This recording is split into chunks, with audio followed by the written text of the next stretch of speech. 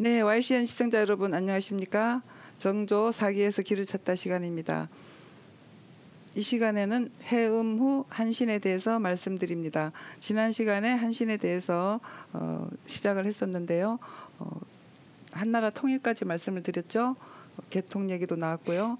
그래서 지금부터는 이제 그 통일된 후에 어떻게 자기가 이렇게 나락으로 떨어졌는지가 중점이 될 수도 있겠습니다.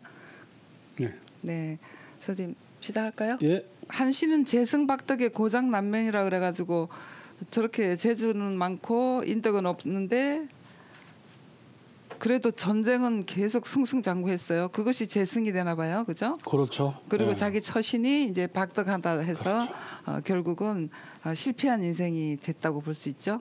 네, 네, 참 아깝죠. 어떻게 보면은 참 어떻게 참 표현이 될지 모르겠지만은 참 재승박덕 어쩌면 참 기분 나쁜 말이죠. 네, 참 안타까운 말입니다. 네. 그 후대의 사람들이 평하기를 사마천 사기 130편 중에서 가장 뛰어나다고 이렇게 말들을 많이 해요. 그렇죠. 안에 그 문장 자체가. 네, 맞습니다. 네. 문장이 보면 특히 이제 그 개통이 말하는 부분이라든지 네. 한신이 천하정세를 분석하는 그 문장들은 네. 정말 지금에 봐도 명문입니다. 명문. 네, 그런 명문을 보면서 자기를 돌아보기도 하고 세상을 보는 안목을 좀 키울 수도 있고 그렇겠어요. 그게 바로 정조가 이 사기 정선을 편찬한 이유입니다. 네. 문장은 자고로 이 사기를 따라가야 된다. 네, 정조가 말씀을 그렇게 하셨어요. 네. 근데 저는 궁금한 게 이 사기 정선에 왜 회음을 넣었을까? 네, 참 그렇죠. 저는 좀 궁금하더라고요. 네. 좀 한신은 참 재주는 좋았지만 결국은 그 말로는 비참했고 뭐 어찌됐든 그 사기의 기록을 따라 보더라도 어쨌든 모반한 거는 맞거든요. 네.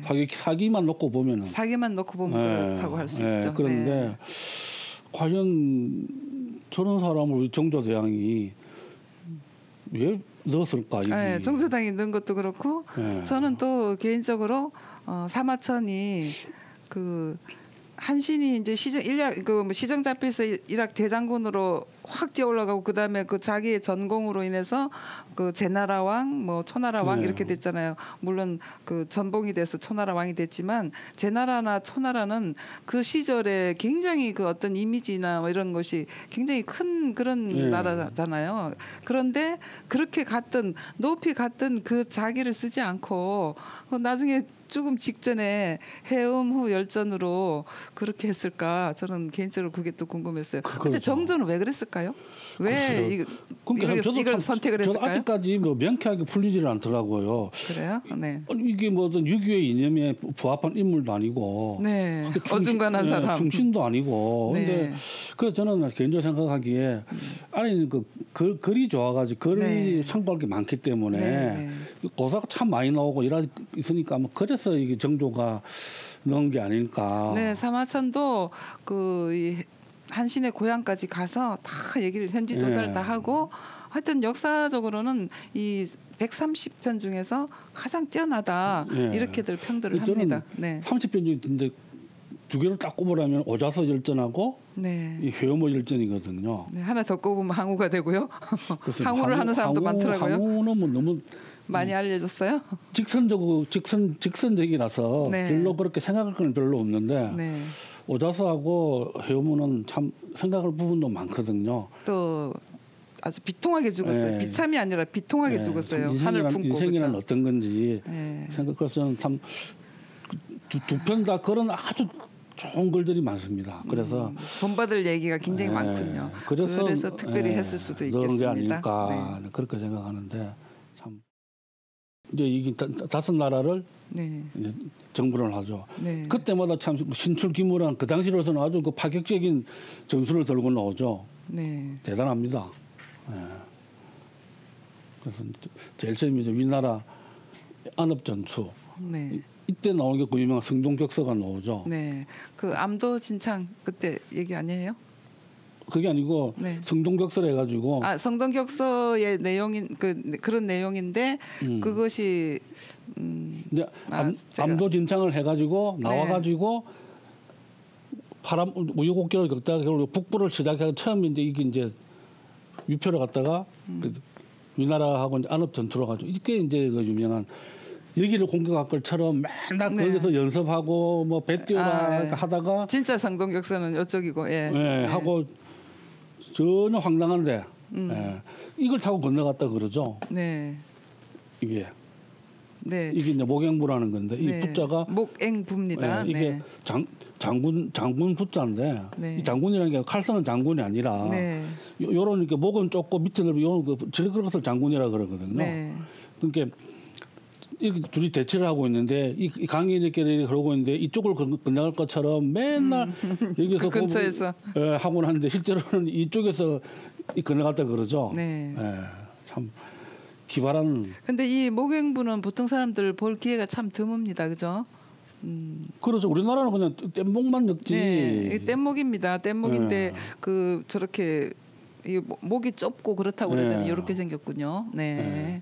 그래서 근데 이건 우리나라는 거의 안 씁니다. 우리나라는. 그런데 근데 그런 그 3만 명밖에 안 되는 군사를 가지고 참 대단하게 이런 식으로 전술을 짜낸다는 게 대단하죠. 네, 한신이 그 전략적으로 굉장히 그 뭐 이대하다고 할 수도 있어요. 그것은 이제 3만 명 그 오합지졸로 시작을 하면서 전투를 할 때마다 군사가 막 기하급수적으로 늘어나죠. 그걸 다 포섭하고 뭐 생매장했다는 이런 말이 없잖아요. 그죠? 그것도 쉽지가 않거든요. 네. 그 전투마다 이겨서 그 이긴 그 적군도 많이 들어오잖아요. 그죠? 항복한 사람들 그걸 다 포섭하고 해 나갔다는 것도 그래서 새를 더 키울 수 있고 그런 것도 아주 중요한 점이라고 봅니다.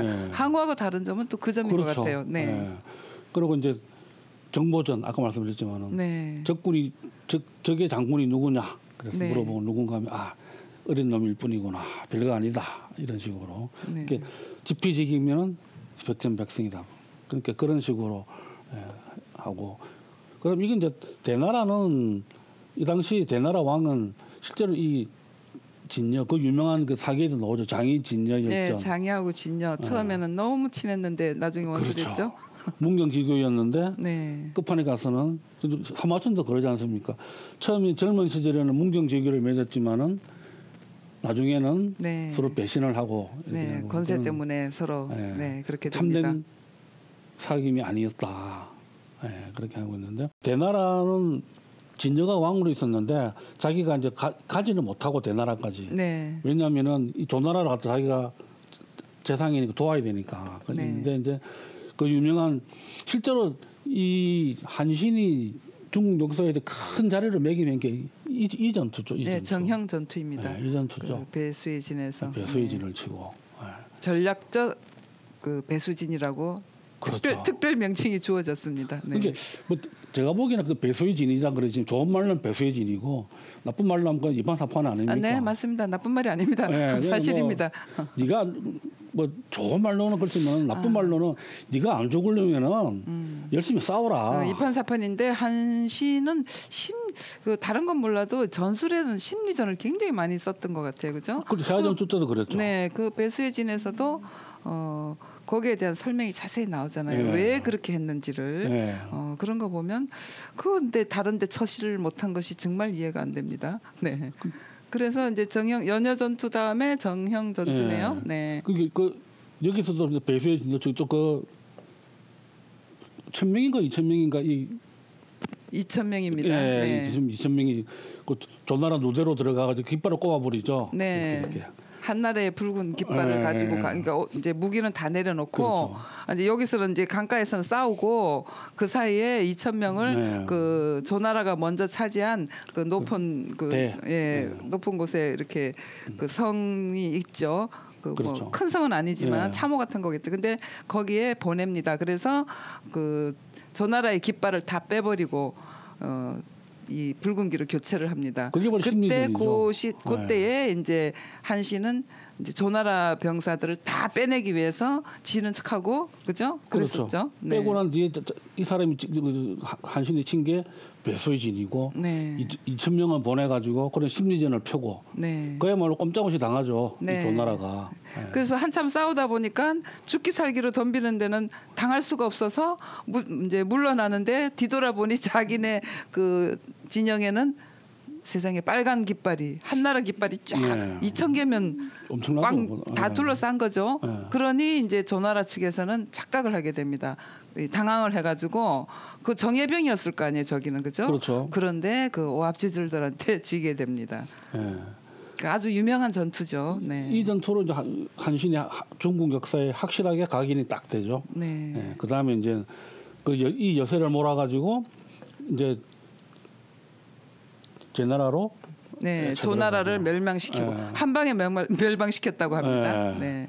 근데 이때 가장 그 유명한 이제 우리 그 개통 선생이 등장을 하죠. 네. 개통이 한신을 부추겨 가지고 제나라는 항복을 하려고 했는데. 네, 조나라가 저렇게 그냥 뭐 하루라고 그러죠. 하루다 뭐 반나절인가 봐요, 그죠? 저렇게 그 하루 만에 이렇게 망해버리니까 조나라가 아주 약한 건 아니었거든, 그죠? 근데 그 이제 제나라로 쳐들어가려고 하는데 이미 여기기가 가서 그 제나라와 화친을 했죠, 그죠? 그렇죠. 화친을 했는데 선생님 말씀대로 개통이 한신을 이제 꼬드깁니다. 나쁘죠. 네, 그러니까 세상에 그 전쟁 없이 나라를 차지하는 게 제일 좋은 건데 꼬드겨가지고 그렇죠. 전쟁 없이 이제 그 유방이 원했던 것도 그것이었는데 개통이 그렇게 되면 공이 다 여기게 그렇죠. 되지 않느냐. 이제 우리가 기세가 있으니까 힘도 있고 기세 있으니까 이제 네가 정복해라 이렇게 꼬드겼죠. 거기에 넘어갔어요. 그러니까 개통이 그러죠. 여기기는 가진 거랑 혓바닥 하나밖에 없고, 니는 몇십만 군을 이끌고 왔는데 그게 이렇게 돼버리면 네가 세한 게 뭐가 있느냐 하고 결국은 그냥 제나라를 침공을 해버리니까 제나라를 여기기가 삶아 죽어버리죠. 어찌 보면 여기서 제 생각에는 여기서부터 아마 그 유방하고 한신이 본격적으로 빗나가기 시작한 거예요. 유방이 보낸 사자가 화친을 이제 성립하고 잔치 중에 있었다거든요. 화친이 성립됐는데 한신이 가서 때려서 전쟁을 일으켜서 이기긴 이겼지만 그 유방의 뜻을 거스른 거죠. 그래서 이걸 시발점으로 그 유방이 한신을 의심한다고 했다고 그렇게 생각을 합니다. 독을 때리는 게 이게 이렇게 하면서 또 한신이 그 편지를 보내죠. 내를 제나라 왕으로 만들어 달라. 가왕이라도 해달라. 가짜지만은 왕으로 만들어 달라. 하니까 유방이 먹고 밥을 뱉었다 그러죠. 이런 밥을 뱉었지만 옆에서 장량하고 그럼 발을 지그시 밟았다고 해요. 그러니까 눈치가 빠르죠. 유방이 눈치가 빠르고 어떤 태세 전환을 잘하는 겁니다. 조금 전에 욱 했는데 뭐라 그래요? 무슨 가이냐 이겼는데 하려면 진짜로 왕이 돼야지 하고 그 제나라 왕으로 한신을 봉해줍니다. 이를 갈면서 봉해준 거죠. 그러니까 찍힌데 또 찍힌 거예요. 그렇죠. 그때 그걸 타이른 사람이 이 두 사람인데 만약 이 두 사람이 타이르지 않았으면은 그 유방의 그 아도난 성격으로는 보나마나 픽했을 건데 그러면은 정말로 천하가 세조가 날 수 있었던 그 순간의 찰나였어요. 그리고 보면 이 사람 장령이라는 사람이 대단한 겁니다. 상황 판단이 빠르다는 겁니다. 하고 난 뒤에 앉아서도 천리박 장막으로 천리박을 본다고 하지 않습니까? 그래서 이제 이 제나라 나머지 패잔병들하고 초나라의 이 용저가 이제 막으로 오죠. 막으로 오는데 또 이 전투에서도 정말 유명한 기발한 방법을 들고 나오죠. 유수 전투. 그 우리나라 을지문덕 장군의 참 그 본복인데 물을 막았다가 터뜨려 버리죠. 모래 주머니에다가 이제 그것도 하룻밤에 모래 주머니 10,000개를 만들었다고. 좀 이해가 잘 안 됩니다만 하여튼 10,000개를 만들어서 그 물 강을 막은 거예요, 그죠? 근데 여기서 보면은 이 용저하고 이 한신하고 준비성이 드러나는데 용조가 그랬다죠. 한신이 그 뭘 알아? 그게 옛날에 라면 가래기 밑으로 기어다니고 그랬더니 과하지옥이라 그러죠. 과하지옥으로. 그러니까 용저가 한신에 대해서 그 지난 시절에 대한 얘기를 알았던 거죠. 그러니까 대장군이 되었어도 한신에 대한 그 인식이 많이 우습게 보는 사람이 많았던 그렇죠. 것 같아요. 네, 그랬던 얘기죠. 그래서 그랬고 대신에 한신은 이 전투할 때 어땠습니까? 저게 장소가 누군지 누가 기병 대장이냐고 다 파악했다 그러죠. 차이가 확 나죠. 차이가.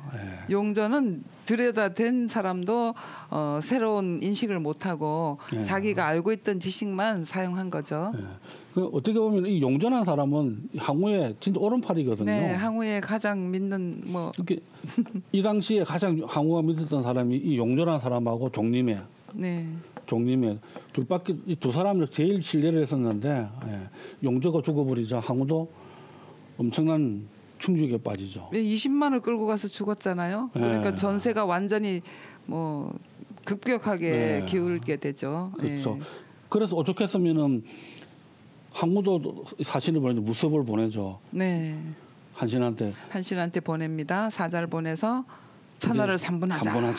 나누자. 그럴 때 또 한신은 또 대답이 그럴듯하게 했어요. 하더만 끝에 가서는 난 배신을 못한다. 이런 거죠. 그때 이제 항우한테 한 방 먹였죠. 니는 나를 알아주지도 않고 했는데 니는 지금 내한테 뺏을 준 낭중이다 낭중. 그야말로 참 기호 장교 하나 시켜줬는데 유방은 봐라 내 대장군 시켜줬지 않냐. 그럼 뭐 어떻게 배신을 하겠느냐. 참. 그래서 배신하지 않겠다라고 얘기를 합니다. 그러게요. 그 참 아깝죠. 그래서 한신이 거절을 하니까 다시 또 항우가 유방한테 이야기를 하죠. 그럼 천하를 둘로 나누자. 그렇죠. 이제 셋으로 해볼랬던데 안 됐어. 안 될 것 같은 천하를 둘로 나누자. 이제 네가 이쪽 묻고 내가 이쪽 묻고 이제 끝내자. 그러니까 처음 유방도 오케이 하죠. 오케이 하는데 밑에 있던 장량이라든지 여러 사람들이 그렇죠. 유방은 나쁜 말로 하면 거짓말을 신의를 안 지키는 거죠. 항우는 그러니까 그건 뭐 역사적인 판단에서 또 다르게 해석을 해야 되니까 이제 반으로 나눠서 가지기로 했는데 그래서 각자의 그 근거지로 돌아가는데 유방이 돌아서서 항우를 쳤습니다. 그러니까 그럴 수밖에 없는 게 생각을 이게 항우도 또 대단한 거의 뭐 참 역발산 아닙니까? 역발산 기계세입니다. 항우가 이 초나라란 땅이 되게 넓거든요. 굉장히 제일 넓은 것 같아요. 엄청 넓습니다. 거기서 이 항우가 힘을 다시 비축을 하게 되면은 그 다음에 또 붙어서 이긴다는 보장은 이긴다는 보장 없죠. 없습니다. 그리고 전쟁은 빨리 끝낼수록 좋은 것이고요. 그리고 또 한신 유방 이 항우로 봤을 때도 유방이 제일 떨어지지 않습니까? 제일 여러 가지로 모자랍니다. 그러나 천하 통일을 했습니다. 그러니까 이 사람들 다 그러죠. 지금 아니면은 기회 없다. 이제는 끝이다. 그러니까 유방이 좀 그러니까 지도자가 좀 융통성만 있으면 밑에 훌륭한 인재들을 활용을 잘해서 큰 일을 할 수 있다는 게 이런 여기서 알 수 있는 거죠. 결국 세 사람 중에 두 사람은 비참한 최후를 마치고 살아남은 사람이 결국은 천하를 차지하는데 참 안타깝죠. 이게 보면은 이게 그래서 해야 전투에서 결국은 그 유명한 사면초가가 나오죠. 그 사면초가도 사실은 한신 때문에 생겼다고 합니다. 그것도 심리전이거든요. 심리전. 그러니까 그만큼 이 아까 말씀하신 대로 이 한신은 그 시절에 이미 사람 심리를 이용하는 것에 대해 가지고 그게 얼마나 중요한지 그 심리가 다 전쟁에서만 쓰인 겁니다. 그러니까 지금 우크라이나 버티는 거 보세요. 똑같은 이치입니다. 지금. 그렇구나요. 똑같은 이치입니다. 그래서 이제 그렇게 됐는데 결국 이 전투에서 항우는 그 오강을 건너지 못하고 강까지 죽게 돼버리죠. 자결을 했습니다. 자결을 하죠. 그래서 결국은 이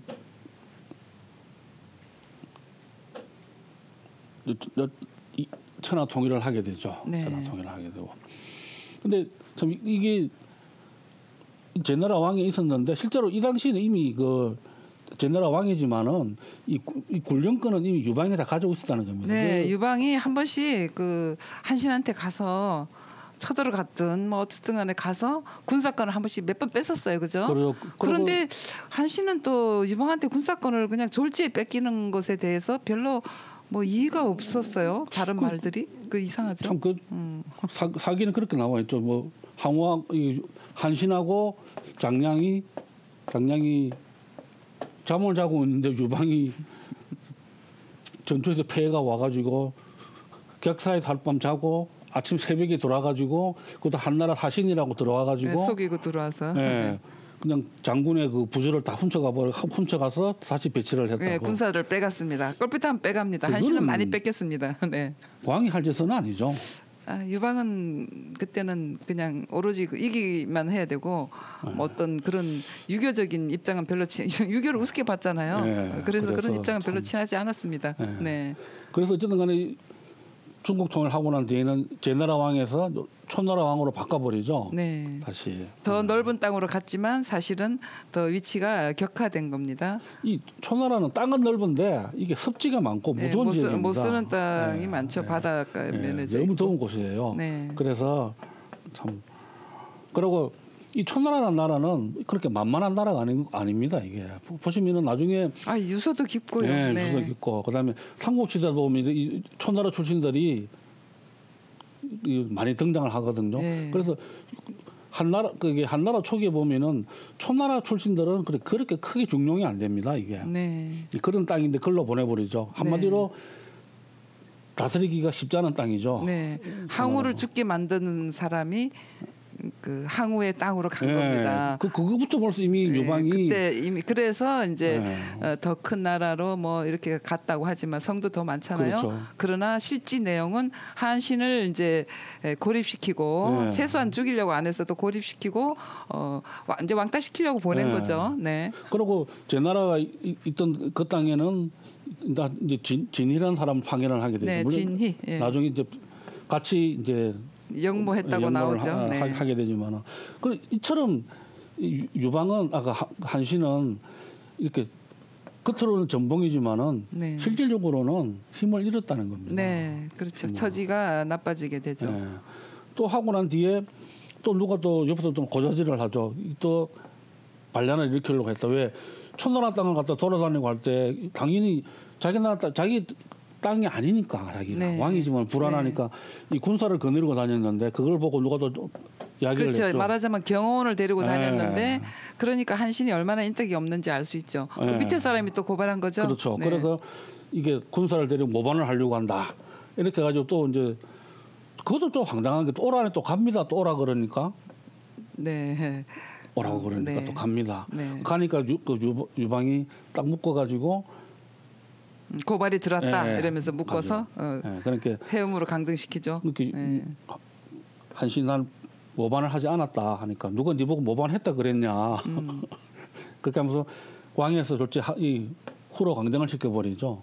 네, 그런 다음에 절벽으로 확 밀어버렸어요. 그죠? 참 보면은 이게 뭐 한편의 무슨 드라마도 아닌데 드라마입니다. 참 저렇게 비참하게 그 후로 강등이 되고 또 나중에 실제로 이게 사실인지 아닌지는 아직도 말이 많습니다. 이게. 네, 반란이 아닐 것이라고 하는 책에 많이 기울어졌어요. 왜냐하면 그 한신이 충분히 할 수 있을 때 다 안 했잖아요. 그래서 몇 번의 기회가 있었는데 유방을 배신하지 않고 그 최선을 다했어요. 그런데 사소한 불만에 표시를 했던 것이 귀에 들어가고 그다음에 그 유방의 측근들하고 사이 좋지 못했고 아주 안 좋았죠. 한신이 아주 오만했다고 합니다. 내가 저런 것들하고 같은 자리에 뭐 이런 얘기를 많이 했다고 해요.